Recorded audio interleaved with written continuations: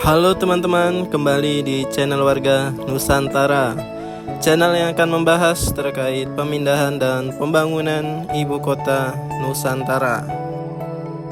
Kali ini kembali saya mengajak teman-teman semua untuk melihat perkembangan di sekitar kawasan inti pusat pemerintahan ibu kota Nusantara. Baik teman-teman, menjelang 6 bulan upacara hari ulang tahun proklamasi kemerdekaan Republik Indonesia yang akan dilaksanakan di ibu kota Nusantara, pembangunan infrastruktur di kawasan inti pusat pemerintahan IKN menunjukkan progres yang cukup menggembirakan. Menurut Ketua Satgas atau Kasatgas Pelaksanaan Pembangunan Infrastruktur IKN, Bapak Danis Sumadilaga, dalam keterangannya mengatakan Istana Negara, lapangan upacara, dan kawasan istana di IKN progres pembangunan fisiknya sudah mencapai 55%. Sementara pembangunan kantor presiden progresnya telah mencapai 73%. Kementerian PUPR optimistis pembangunan istana negara, lapangan upacara, kawasan istana, dan kantor presiden tetap sesuai target, serta diharapkan bisa selesai dan dapat dimanfaatkan untuk upacara Hari Ulang Tahun Kemerdekaan Republik Indonesia Agustus mendatang. Untuk diketahui, perayaan Hari Ulang Tahun Kemerdekaan Republik Indonesia pada 17 Agustus 2024 di IKN menjadi titik awal pemindahan ibu kota negara secara bertahap dari DKI Jakarta ke Nusantara di Kalimantan Timur. Kemudian teman-teman, untuk 4 komplek kantor Kementerian Koordinator atau Kemenko, saat ini progresnya antara lain Kemenko 1 itu sudah 48,9%, Kemenko 3 sudah 54,2%, dan Kemenko 4 sudah 54%. Hanya saja Kemenko 2 yang masih sekitar 35%-an. Karena memang ya teman-teman, gedung Kemenko 2 ini proses pengadaannya agak terlambat. Jadi pengerjaannya pun tidak sama dengan Kemenko yang lain.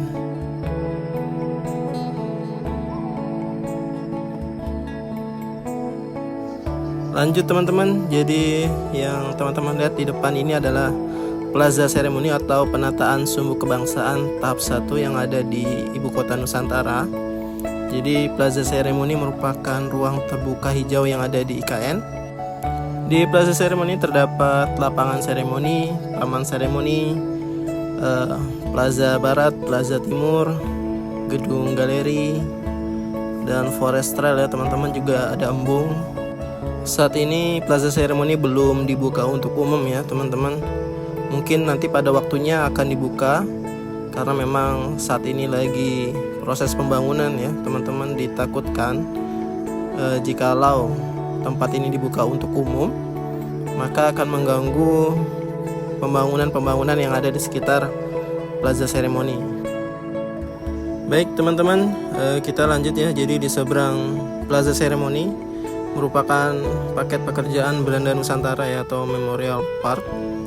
Jadi Memorial Park ini akan dibangun di ibu kota Nusantara untuk menghormati para pahlawan dan pendiri bangsa yang telah memerdekakan Indonesia. Bapak Bambang Susantono selaku Kepala WKN mengatakan, jadi kita bikin Memorial Park akan ada patung Soekarno-Hatta.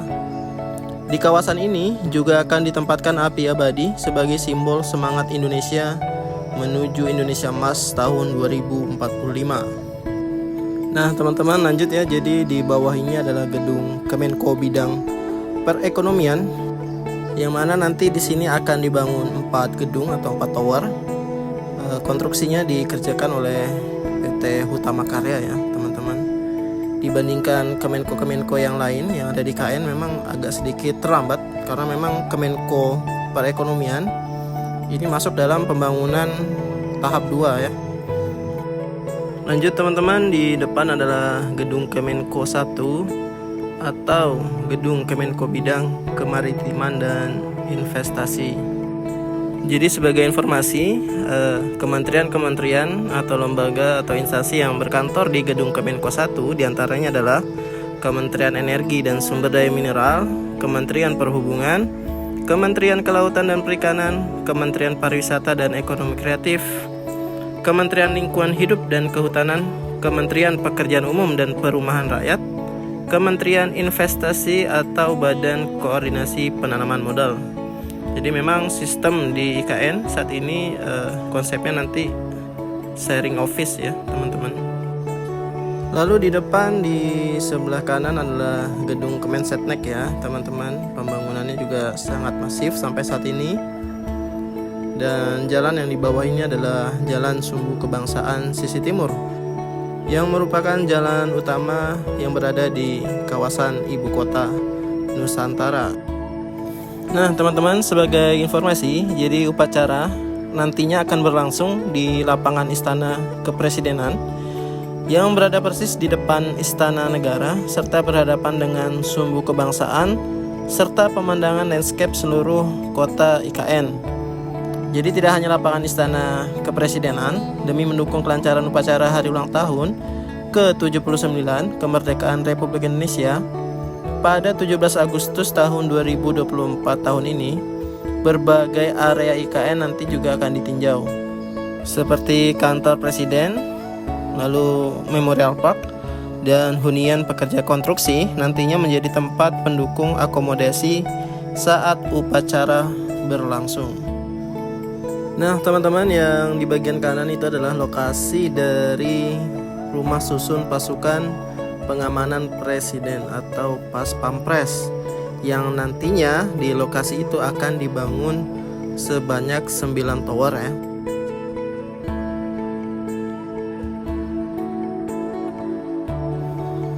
Baik teman-teman, kita bergeser ke lokasi berikutnya. Sebelumnya tadi kita sudah update terkait gedung-gedung pemerintahan atau berada di kawasan pemerintahan IKN. Nah saat ini kita akan bergeser ke lokasi di mana terdapat fasilitas-fasilitas yang akan ada di ibu kota Nusantara. Jadi nanti di ibu kota Nusantara bukan hanya terdiri dari gedung-gedung pemerintahan, namun juga banyak fasilitas-fasilitas seperti fasilitas pendidikan, fasilitas kesehatan, fasilitas sarana olahraga, seperti halnya yang sedang kita tuju ini. Ini adalah training center dari PSSI. Pembangunan training center PSSI merupakan salah satu upaya pemerintah untuk meningkatkan kualitas dan prestasi sepak bola Indonesia. Dengan fasilitas bertaraf internasional, para pemain dan staf latih akan dapat berlatih dan berkembang di lingkungan yang mendukung, dilengkapi dengan infrastruktur terkini serta metodologi latihan terbaik. Nah teman-teman, jadi pembangunan training center PSSI ini tahap 1 mendapat dana hibah dari FIFA senilai 19,2 miliar rupiah. Jadi untuk tahap 1 ini, pembangunan difokuskan pada lapangan rumput natural, lapangan rumput artifisial, asrama, dan ruang ganti pemain. Jadi untuk asrama di tahap 1 ini, total kapasitasnya adalah 70 orang. Terdiri atas 28 twin room untuk pemain, 10 single room untuk tim pelatih, dan 3 suite untuk pelatih kepala. Dalam kunjungannya beberapa waktu lalu, Ketua Umum PSSI Bapak Erick Thohir mengatakan, Pak Jokowi juga menyampaikan kepada kami dengan percepatan pembangunan training center ini, PSSI akan punya fasilitas yang memadai sehingga para pemain dan staf latih akan dapat berlatih dengan lebih baik dan meningkatkan kualitas sepak bola Indonesia. Lebih lanjut, Bapak Erick mengatakan, PSSI berkomitmen untuk mempercepat pembangunan training center demi transformasi sepak bola Indonesia yang lebih baik. Kami juga berterima kasih atas dukungan pemerintah dan FIFA.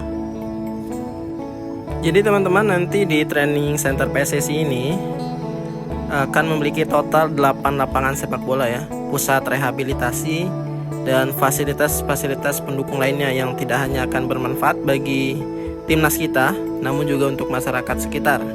Selain Bapak Erick Thohir, yang berkomentar. Ada juga pelatih timnas kita yaitu Coach Indra Safri mengaku terkejut dengan perkembangan training center PSSI di KN. Jadi ia mengatakan, saya kira ini langkah yang luar biasa. Saya ucapkan terima kasih kepada FIFA, pemerintah, dan PSSI. Ini akan menjadi motivasi untuk kita melakukan persiapan lebih fokus lagi. Coach Indra Safri pun menegaskan dirinya dan pemain sudah siap tinggal di ibu kota Nusantara. Nah teman-teman, sebagai informasi, jadi training center PSSI ini terletak di lokasi sub WP1B, sedangkan gedung-gedung pemerintahan itu terletak di kawasan sub WP1A ya. Dan dekat dengan training center PSSI ini, tepatnya di seberang ada pembangunan Rumah Sakit Mayapada. Oke teman-teman, saya rasa cukup ya videonya sampai di sini. Saya ucapkan terima kasih bagi teman-teman yang sudah menonton video ini dengan selesai. Terus dukung channel Warga Nusantara dengan cara like, comment, and subscribe. Dan tak lupa saya mengajak teman-teman untuk selalu mendoakan agar pemindahan dan pembangunan ibu kota Nusantara diberikan kelancaran dan semoga selesai tepat waktu ya. Baik teman-teman, sampai jumpa di video Warga Nusantara berikutnya. Dan tentunya saya ucapkan salam Nusantara.